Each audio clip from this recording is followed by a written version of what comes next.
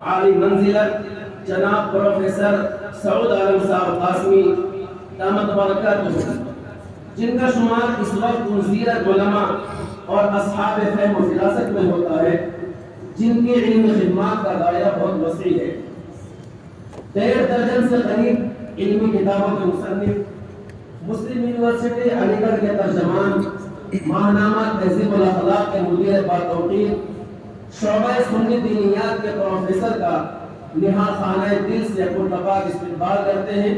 اور آپ حضور کی خدمت عالیہ میں کمال خلوص محبت، نیاز مندانہ احترام و عقیدت کے ساتھ ہدیہ امتنان و تشکر پیش کرتے ہیں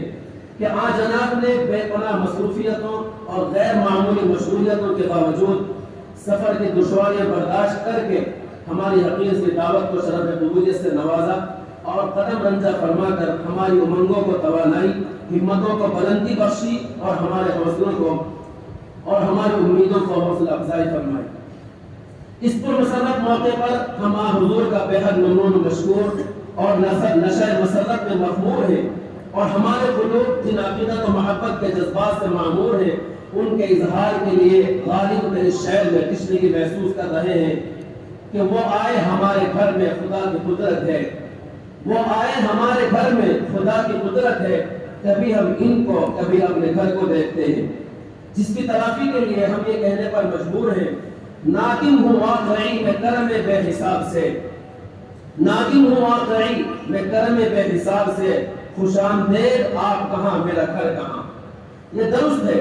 کہ ہمارے شکر و شکر کے چند الفاظ آپ کے بے کران احسانات کا بدل نہیں بن سکتے اور نہ ہی ہمارے بے انتہا جذبات کی ترجمانی کر سکتے ہیں۔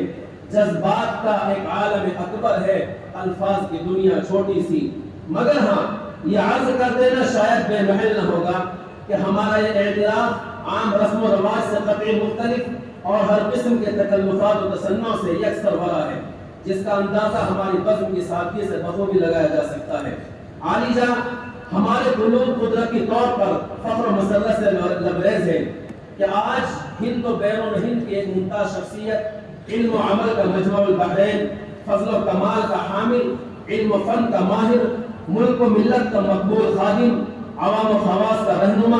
غریبوں کا ماوا، بے کسوں و بے بسوں کا سہارا ہمارے درمیان رونق افروز ہے۔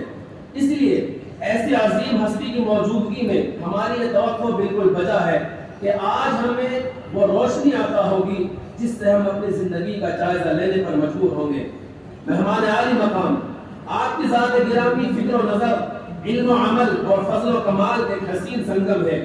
سادہ مزاجی، تصنع و تکلف سے بیزاری، اخلاق و عادات میں اسلاف کے سچے جانشین ہیں۔ تبحر علمی، فکر کی گہرائی، تحریر کی شگفتگی اور طرز نگارش کے قابل ذکر کمالات سے جو کارہائے نمایاں آپ نے انجام دیے ہیں وہ ناقابل فراموش ہے۔ اس موقع پر یہ ذکر کر دینا بھی مناسب ہوگا کہ ہمارا یہ جامعہ جس کے رحاب میں آج ہم سب جمع ہیں، یہ ولی کامل عارف باللہ